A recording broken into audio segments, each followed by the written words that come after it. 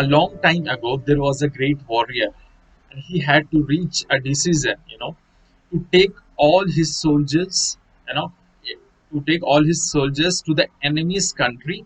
So he loaded all the equipments, all the things, all the equipments, and all unloaded all the soldiers into the boat, and unloaded those soldiers into enemy's country.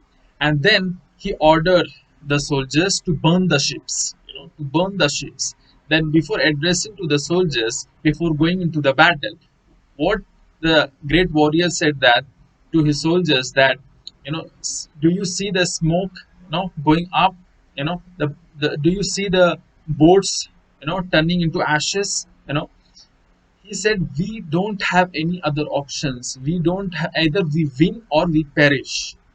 Either we have to win or we have to perish, because we don't have any other options. Because the ships from which we have come is already burned. So what they said is, you know they fight bravely because they don't have any other options to go. Either they have to win or they have to perish, because there is no going back, there is no retreat.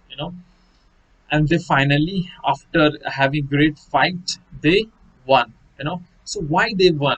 Great warrior, why they won? What is the main reason? Because they won because they have no other options, they have to win. And that mindset they have, all the soldiers, when they have, even though the enemy's soldiers were more when compared to these soldiers, they won because they had a burning desire, that they have to win if they have to be alive. So they won. So in any undertaking, when we see the successful people, what they have is common is there is no retreat, there is no going back. you know so you have to burn the ships. You don't have, if you have the ships, then you, that intense, that state of mind, you are not going to develop that intense desire to win, to intense desire to achieve your goal, intense desire to fulfill your dreams. Without that, intense and burning desire, you are not going to succeed, you are going to fail. So in order to, when we see the great warrior, he has also had the same mindset.